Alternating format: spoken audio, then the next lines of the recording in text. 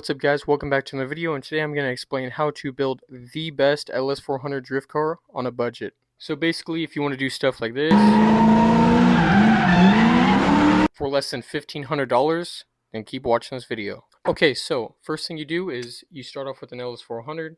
It could be stock or it could be already lowered already, but this entire list is strictly my opinion. This isn't the best way to do it, but this is my opinion on the most affordable and doable way to do it. So this car will definitely actually drift and not just do donuts. Okay, so you're starting off, you got yourself an LS400, it's bone stock, it could be slammed already, could have wheels already, exhaust already, whatever. You want to start off with doing a full gut, so basically open up all four of those doors and it should look similar to this, fully loaded. And I would recommend first taking off those rear seats, passenger seat, driver's seat, door panels, trying to do a sunroof delete if you can. Basically take out whatever you don't need in the car, remove it. And then after you're done with that, start by getting the car ready to drift. So basically the LS400 has a ton of drive shaft issues.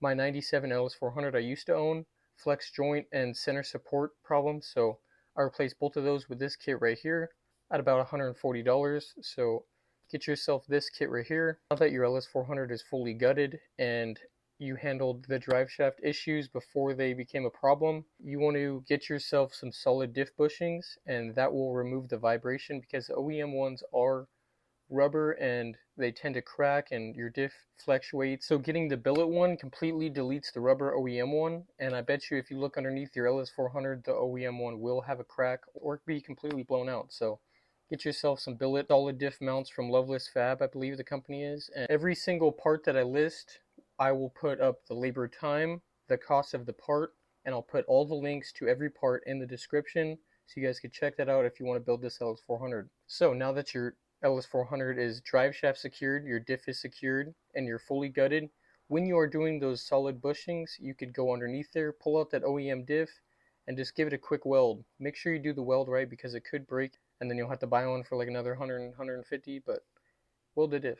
Now that will be the cheapest way to get the LSD, and that will help out on drifting, especially with the low power that the LS400 has. The automatic is perfect, especially in the LS400. Toss in a low gear, warm up the tires, and next thing you need on the list is a full exhaust. This is optional, but I recommend at least deleting the resonators and mufflers.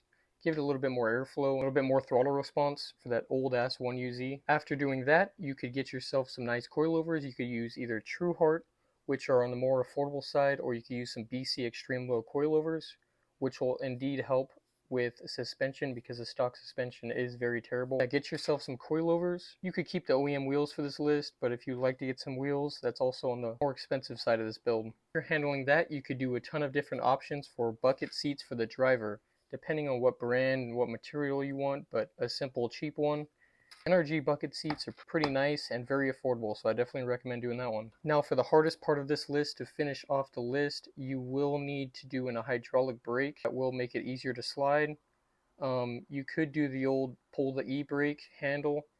I don't recommend doing that. You would have to fabricate your own handbrake. Shops near you, they could probably run the lines from your rear brakes up to your driver's seat, tuck them underneath your center console, and run it up to a handbrake and weld in a solid mount. That's the hardest part on this list. After doing all that stuff, I would definitely recommend deleting that front bumper and putting in a nice bash bar that you could fabricate yourself. Keep the motor safe. That 1UZ, if you keep it healthy, and it will drift forever.